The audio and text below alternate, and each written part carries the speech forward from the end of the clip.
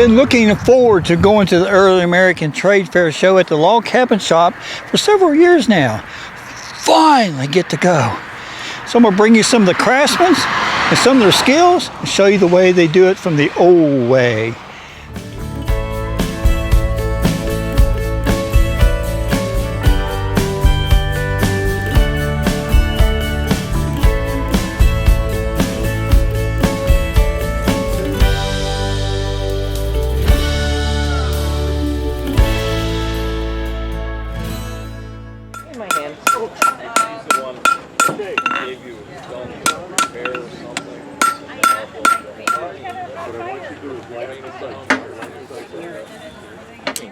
I'm Tim Sanford. I'm with the Black Swamp Muzzleloaders, and over here at the Lodi Festival I brought some of my muzzleloaders to show you guys. They are PI spents over the stump or stump guns built in the 1950s. What kind of barrels on that big one there? The barrels are PI spents on both. They're about say about 2 inches. The guns weigh, the one down here in top 60 pounds. This one here is about 55. 60-pound muzzleloader. Yep. The thing that's neat about these guns is they both came from the same maple tree. Paul Frees had a maple tree that they did a pit saw. People that helped do the sawing got wood as payment. So Cecil Brooks made his with the same wood as Paul Frees. They worked for PI Spence, so all the parts are PI Spence. That's cool. Well, thanks, Tim, for telling me about it. Yep. Appreciate it. Thank you. I'll be here tomorrow. So explain what you're doing there. You're putting that board through there, the string. So what? This is a shuttle. There's all kinds of different shuttle. Yeah. And you can put yarn or thread. I tear strips of fabric. This is actually selvage, cut off of fabric, and the company that makes different things shoves a bunch of it into bags, and I wrap it into balls, and I weave rugs in it. It's cotton. Cool. Everything long on a loom is called a warp. What's on the shuttle that goes right and left is called weft. It goes white and weft. And it matters to make different patterns. Weaving is basically going over and under, but this is a 2-harness loom, so all these little heddles have an eye in it, and each has a string through it. So I wrap it on the back, one in the front, back, front, back, front, back, until all of them are in. I think I got about 320 threads here. 320 of them. Yeah. Wow. What happens is it lifts these up and down, so instead of going over and under, this is like a giant needle with storage is all it is. It carries my yarn or my thread or fabric through, so I put it through there, like that. I want my edges even, so it's straight here.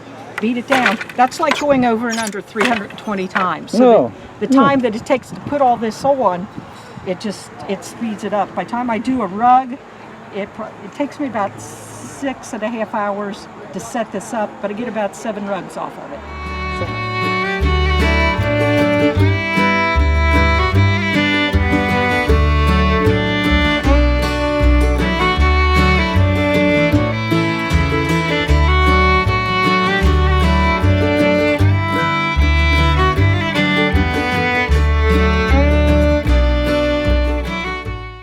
Since the Log Cabin Shop is an actual muzzleloading shop with firearms for sale, anyone that wished to try one out had the opportunity to do so.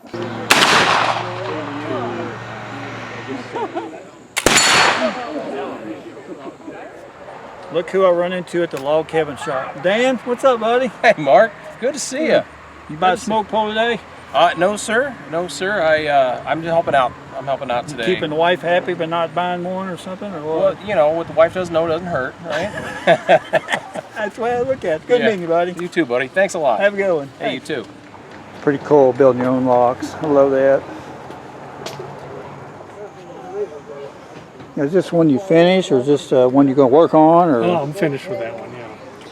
That's sort of an example of what a gun looks like. They look like when you get them finally looking pretty.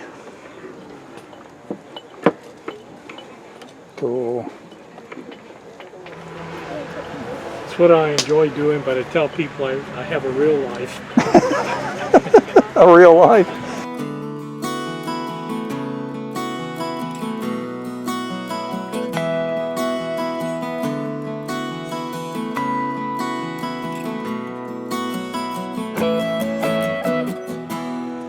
Well, tell me a little about what you're doing here. Well, I'm rushing a chair. It's 18th century technique. It's correct. It's what was on the chair originally. It's what I cut off of the chair the other day. Okay. When it was on there, it was badly deteriorated. It was falling apart, full of holes. And this is a great late 18th century chair. Maybe as late as 1810, probably 1780 to 1810 the chair was made. So. Now, what kind of material is this that you're using? This is cattail leaves. Cattail. Right out of the pond. Right out of the pond. That's pretty cool. And, you know, women and children did it in the early days, in the old days, and a lot of it's by feel. You just kind of get the feeling for each piece that you're.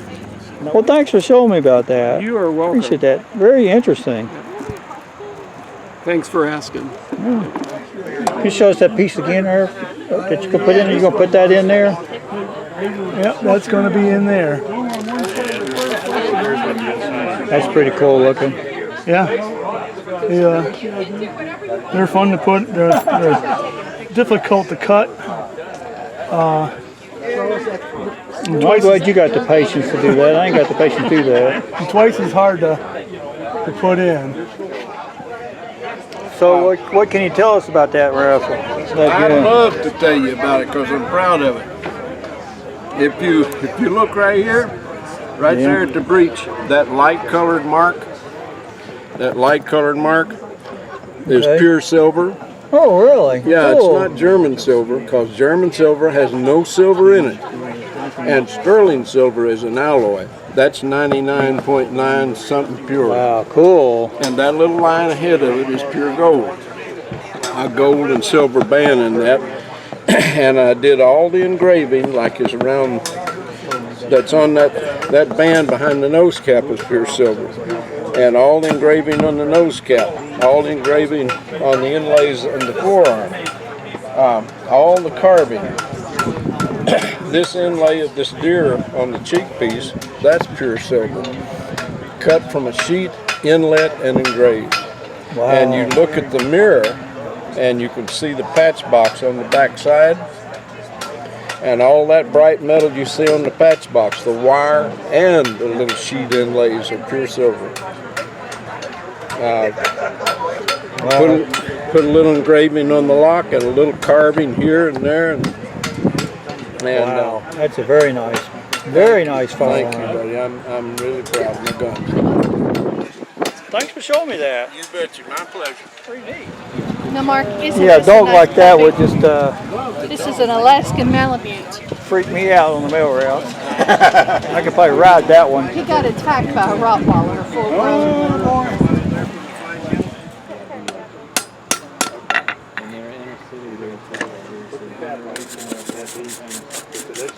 You're doing important stuff out here, right? I'm doing important things. Yeah, I'm not really a knife maker. Our son does the knife making. I kind of just make the fun little The stuff. fun stuff, huh? The fun, not the utilitarian stuff, although I do books. No, you making there more paw prints? Yep. So what I'm doing is I'm sealing it She made a snake with did some she? beeswax. I know, right? I'm not even going near it. And what that does is just, it seals the metal so it doesn't rust I'm as just looking to fast. see if I missed anything. And it actually gives it a dark look to it. Whoops. What you do with her spoon?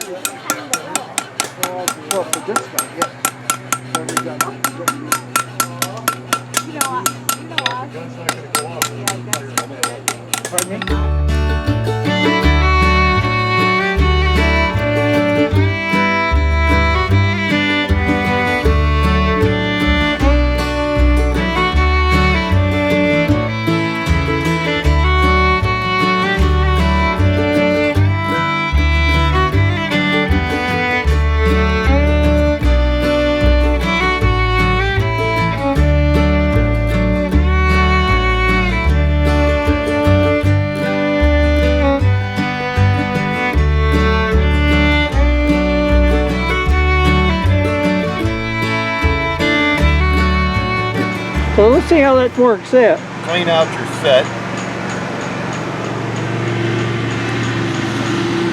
And then the easiest way to set it, just knee it down. You can pop her open just like this. My tag's in the way so I can't see what I'm doing here.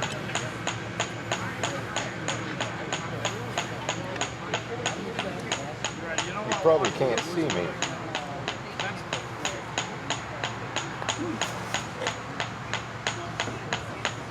And then that sets behind your lid there. Clean this out a little bit. Normally what you do is cover this from here with leaves, little twigs, whatever you want to do. Gotcha. Set your bait, and then like I said, cover that all up. I use a either like a little red fox urine or something to eliminate my scent from it. Gotcha. And oh, that did not sound good. Somebody sounded like I rear-ended that there, didn't it? Yeah. They'll come in, come at your bait. Usually what they do is they'll jerk at your bait and step back into that. Got him, didn't you? Yep. That's pretty cool. Thanks for demonstrating that. Oh, that's no problem. Yep. Somebody got a little boo-boo. I thought I heard an accident up here. Yikes. This classic car was pulling into the log cabin days. I got smacked in the rear end by that van. Since the 1951 car has some real metal in the bumper, unlike the plastic cars of today, it wasn't damaged too bad. Let's get again. How's your knife coming along? Looks pretty cool. Yeah. So you're going to flatten this part out here anymore, or is that pretty much end it there? Or No, what? this is the knife. This will be the knife area. That'll be. So you're flattening it down to the knife blade size. Yeah, and these I do actually hand file the bevels and oh, that's cool. just do everything by hand on these. They're fun to make.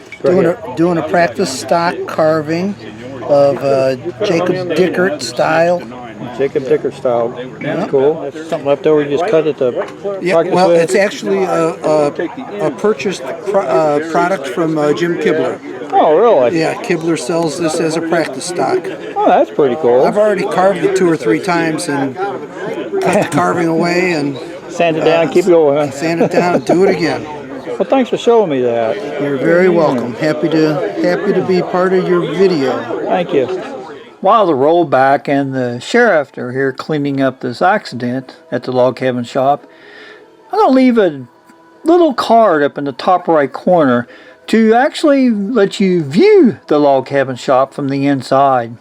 It is one fantastic store if you're into muzzleloading. You need to check it out for yourself.